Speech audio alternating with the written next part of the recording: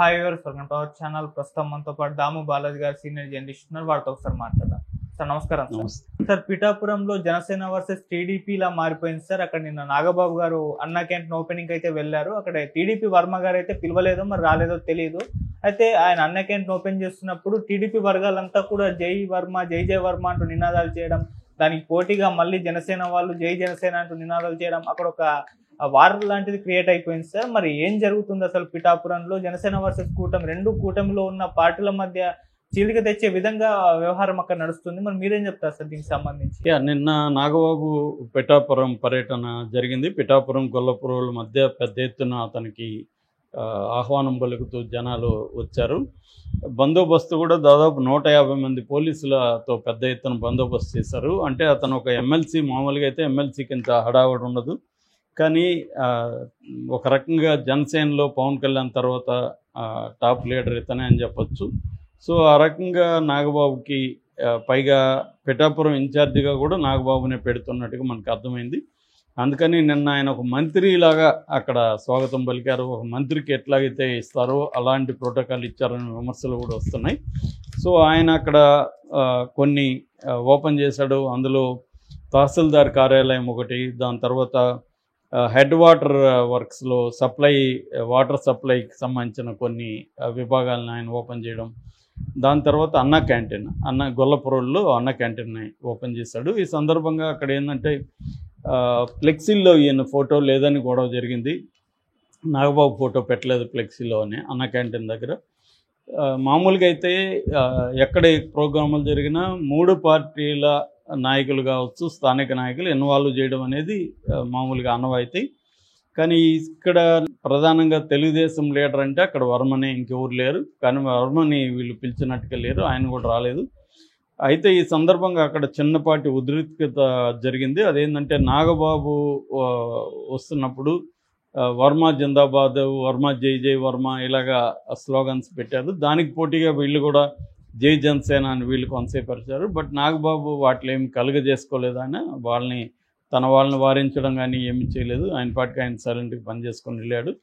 So దీన్ని పెద్ద ఎత్తున జనసేన వాళ్ళు మేము అభివృద్ధి కార్యక్రమాలు పెద్ద ఎత్తున చేస్తున్నామని వీళ్ళు మాట్లాడుతుంటే, మరోపక్క వర్మకి అవమానం జరిగిందని వర్మ అభిమానులు పోస్టులు పెడుతున్నారు. మరోపక్క ఈయనకి నాగబాబు షాక్ అని, ఎందుకంటే వర్మ బ్యాచ్ ఎవరు కూడా నాగబాబుకి దగ్గరికి రాలేదని, పైగా వాళ్ళంతా వ్యతిరేకమైన స్లోగన్స్ ఇచ్చారని ఇది చెప్తున్నారు.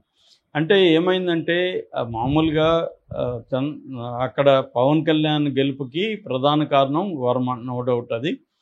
కాకపోతే పవన్ కళ్యాణ్ మామూలుగానే జనరల్గానే యాంటీ జగన్ వేవ్ అన్ని చోట్ల ఉంది కాబట్టి అది అక్కడ కూడా పనిచేసింది. పైగా అక్కడ కాపు ఓటర్ల సంఖ్య కూడా బలంగానే ఉంది. 90-95 వేల మంది కాపులు ఉన్నారు.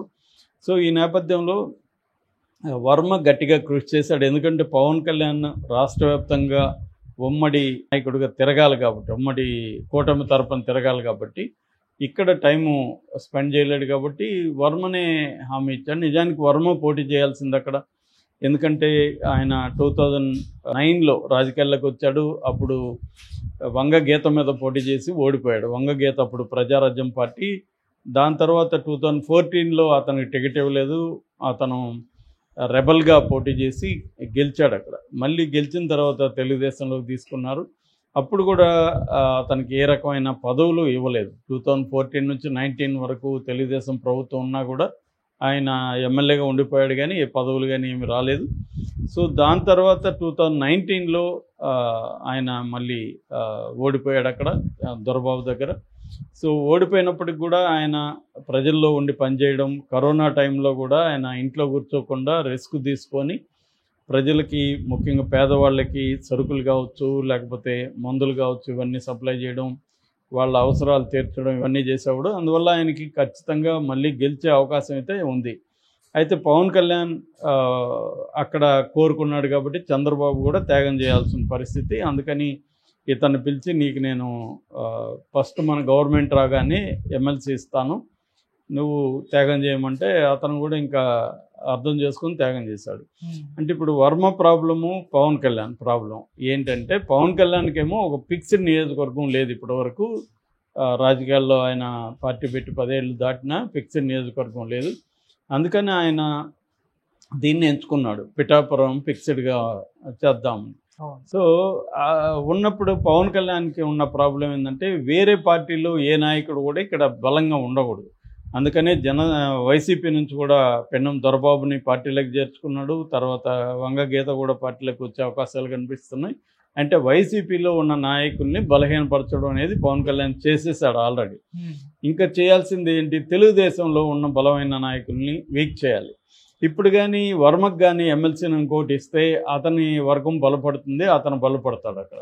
అది పవన్ కళ్యాణ్కి ఇష్టం లేదు. అందుకని పవన్ కళ్యాణ్ చంద్రబాబుతో మాట్లాడి ఇవ్వనీయకుండా చేశాడు. చంద్రబాబుకి ఏమో ఇవ్వాలని ఉంది కానీ పవన్ కోసం ఇవ్వనీయకుండా చేశాడు అనేది తెలుగుదేశం వాళ్ళే పోస్టులు పెడుతున్నారు. సో ఏదేమైనా వర్మకి పదవి రాకపోవడానికి పవనే కారణం అనేది క్లియర్గా అర్థమైపోయింది. పవన్ని మనం నిందించలేము. పవన్ రాజకీయాల్లోకి ఎంటర్ అయినాక రాజకీయాల్లో చేయాలి ఎవరైనా. సో పవన్ వ్యూహం అయితే కరెక్టే. తనకి పోటీగా ఇంకొక నాయకుడు ఇక్కడ ఉండకూడదు, ఉండకుండా ఉంటేనే తాను బలంగా ఉండగలం. మళ్ళీ ఒక లీడర్ని ఎస్టాబ్లిష్ చేస్తే రేపు అతను రెబల్గా మారి మళ్ళీ కంటెస్ట్ చేశాడు అనుకో, తనకి తలనొప్పిగా మారే అవకాశం ఉంది. రేపు వైసీపీతో కుమ్మక్కై రెబల్గా మారినా ఇబ్బంది, వైసీపీలో అతను యాక్టివ్ అయినా ఇబ్బంది. అందుకని ఇతన్ని అసలు నాయకుడికి ఎదగనీయకూడదంటే ఇప్పటి నుంచి పదవి లేకపోతే ఈ 5 ఏళ్లలో అతను వీక్ అయిపోతాడు. ఆ తర్వాత వైసీపీలోకి వెళ్ళినా ఏమి వెళ్ళినా ఇబ్బంది లేదనేది పవన్ కళ్యాణ్కి ఉండే ఒక స్ట్రాటజీ. దాన్ని చంద్రబాబు అమలు చేశాడు. ఇది అర్థమైపోయింది. ఎప్పుడు అర్థమైపోయింది, డైరెక్ట్గా నాగబాబే ఇక్కడ పవన్ కళ్యాణ్ గెలుపుకి 2 ఫ్యాక్టర్ల కారణం. ఒకటి పవన్ కళ్యాణ్, 2 మా క్యాడరు, జనసేన క్యాడరు. ఎవరైనా పవన్ కళ్యాణ్ గెలుపుకి దోహదం చేసినారని అనుకుంటే వాళ్ళ కర్మ అన్నాడు. నిజానికి పవన్ కళ్యాణ్ గెలుపుకి దోహదం కాదు, కీలకంగా పనిచేసింది ఈయనే వర్మ. కానీ అది తెలుసు కదా నాగబాబుకి. కానీ నాగబాబు అండ్ పవన్ కళ్యాణ్ స్ట్రాటజిక్గా వర్మని బలహీనపరచాలనేది వాళ్ళ ఉద్దేశం కాబట్టి వర్మ గురించి ఇట్లా మాట్లాడడం, నెగిటివ్గా చేయడం జరిగింది.